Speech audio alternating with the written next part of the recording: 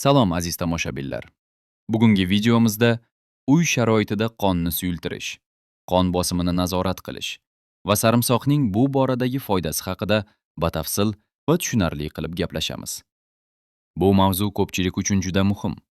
Chunki qon quyuqlashishi va qon bosimining ko'tarilishi yurak va tomir kasalliklariga olib kelishi mumkin. Avvalo, qonni suyultirish nima uchun kerakligi haqida to'xtalib o'tamiz.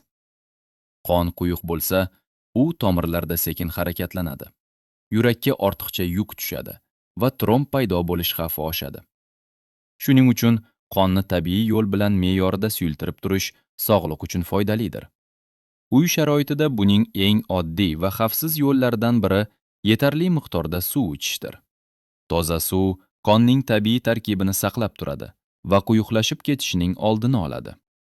Kun davomida oz-ozdan, lekin muntazam suv ichishga odatlanish kerak. Qonni suyultirishda ovqatlanish ham katta ahamiyatga ega.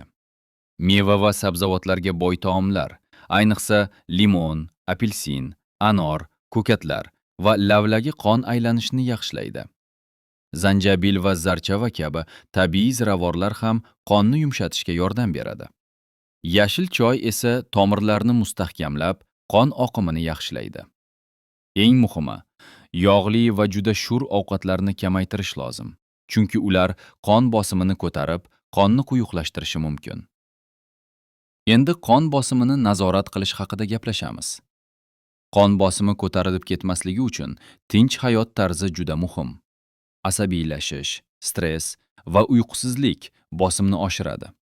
Har kuni toza havoda sayr qilish, yengil jismoniy harakatlar bilan shug'ullanish yurak faoliyatini yaxshilaydi. Tuzni me'yoridan ortiq iste'mol qilmaslik ham bosimni nazorat qilishda katta rol o'ynaydi. Shuningdek, ortiqcha vazndan qutulish va zararli odatlardan uzoq bo'lish foydali hisoblanadi. Endi esa sarimsoqning foydasi haqida alohida to'xtalamiz.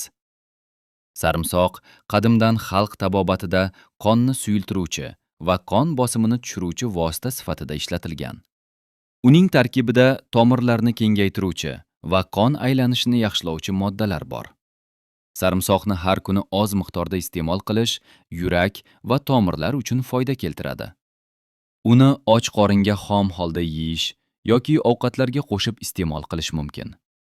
Ba'zi odamlar sarimsoqni asal yoki limon bilan aralashtirib ham iste'mol qilishadi.